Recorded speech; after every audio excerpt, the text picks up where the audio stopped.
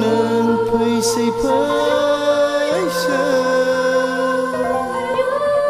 nâng phơi xây phơi sơ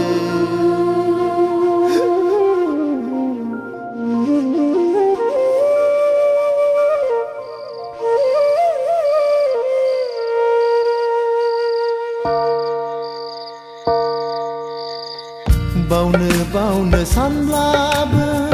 ma nơ haya bao nơ a naya nong la bơ ma nơ haya tha nơ a bao nơ san la bơ ma nơ haya bao nơ a naya nong